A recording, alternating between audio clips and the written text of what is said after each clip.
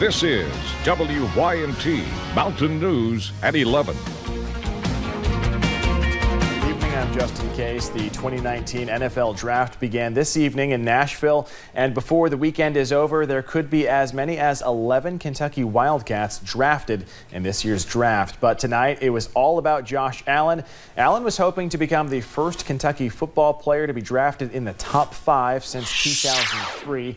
Let's check in now with sports director Marcus Browning, who has more in our Big Blue coverage. Marcus? Yeah, Justin, NFL Draft is a night where dreams come true, and that's exactly what happened for former Wildcat Josh Allen. As Allen was picked number 7 overall by the Jacksonville Jaguars, and it was a little bit lower than expected, but he's headed to the league nonetheless. Allen becomes the 5th Wildcat taken in the top 10 since 1967, the first since Dwayne Robertson in 2003. As you can see there, he's accompanied by his son. Here's what Mark Stoops had to say. But that was in his plan the whole time, to bring Wesley with him, as long as Wesley was behaving. So he's doing good.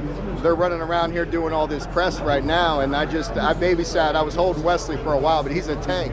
I mean, he gets heavy after a while, so I give Caitlin a lot of credit. She's been carrying him around. Special night for that family for sure. As for the rest of the top picks for this evening, Oklahoma's Kyler Murray went number 1 overall. 49ers take Ohio State's Nick Bosa with the 2nd pick. Bama's Quinnen Williams goes to the Jets at number 3. Oakland takes Clelin Ferrell at 4, and many thought that would be Allen. Tampa Bay takes LSU's Devin White at number 5. Then the Giants get their QB. That's Daniel Jones at 6. And then finally, the Jacksonville Jaguars weren't going to miss up on the opportunity to take Allen at number 7. I'll have even more on the draft coming up here in just a few minutes up in sports.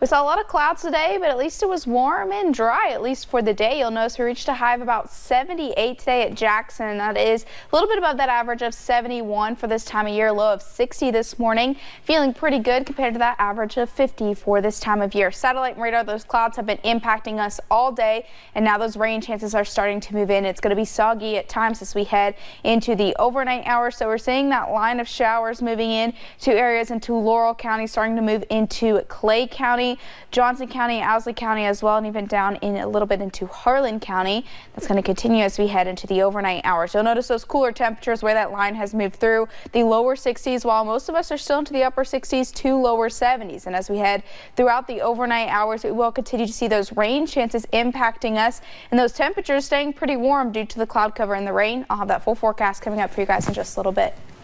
Paige, thank you. An 18-year-old was killed in a Bell County crash this morning after walking onto US 25 East.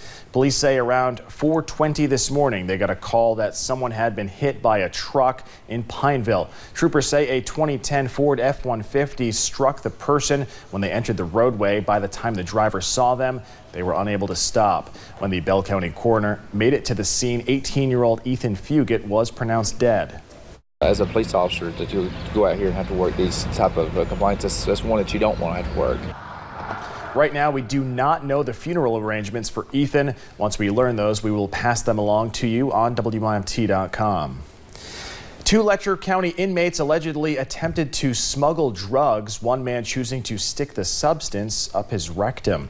Jail officials say Curtis Anderson was caught on camera cupping a white substance in his hand while hiding behind a wall in the visitation room. He passed the bag to Corey Fraley, who jailer Bert Sloan says tried to stick what appeared to be meth down the backside of his pants. They noticed a second bag thrown onto the floor. With enough reason, deputies searched the inmates. Sloan tried to recover all he could, though the task is not always that pleasant.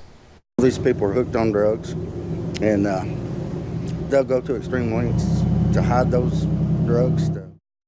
Both Anderson and Fraley now face several additional drug charges and tampering with physical evidence. Jailer Sloan says the controlled substance appearing to be meth will be sent to the lab in the coming days. Kentucky Governor Matt Bevin made headlines once again today. Speaking at a Rotary Club meeting, the governor appeared to connect the accidental shooting of a 7-year-old girl to last March's Sick Out protests. The Louisville girl was shot by her 11-year-old brother, who somehow got a hold of an unsecured gun. Jefferson County schools were out that day due to a sick out. Last year, Bevin asserted that a child left home alone during a teacher sick out had been sexually assaulted somewhere in Kentucky. He later apologized. Now in its 32nd year, the East Kentucky Leadership Conference is continuing its work of inspiring the next generation of leaders. One of the ways it is doing that is by honoring the men and women who are currently making this region a better place, all while making people proud to be from the mountains. I went to the award showcase this evening at the Benham Schoolhouse Inn, where a number of leaders were honored in 7 different categories. The theme of the East Kentucky Leadership Conference this year is getting ahead of the curve, growing a 21st century economy. Leaders here say the goal is to make people proud to be from Eastern Kentucky. I do take such pride in being from Eastern Kentucky, and I think that people need to see people like me that's living and staying and has sustained here. Showing the accomplishments of the men and women here also serves as inspiration to the next generation of leaders. And we got to make them feel the commitment and passion that we feel about Eastern Kentucky, and the importance of knowing we got to thrive in spite of or because of. We can't make excuses. Some of the people being honored build houses for the homeless, teach science, math, and technology to kids, and so much more. But all of those being honored have overcome great obstacles along the way. We think that we are born with these mountains as geographical barriers, but truly it still is true, it's psychological barriers too that we have to overcome here in the mountains. So they'll get that from the leaders who's gone outside and returned. While the accomplishments of some leaders can seem unattainable, Carolyn Sunday says anything is possible. You might not be where you want to be right now, but in time you will. Inspiring the next generation of leaders in the mountains. And mark your calendar for next Monday at 7 p.m. That's when we will be airing the full award showcase right here on WYMT. Coming up at 11, some are calling it ransom. New details emerge on how the North Korean government demanded millions in medical payments to treat an American prisoner. And millions are threatened tonight as a new round of powerful storms sweeps through the south. We'll have the latest on the storm system that has already left at least 5 dead in 2 states. And showers will continue to work its way into the mountains. We'll break down that full forecast in just a few short minutes.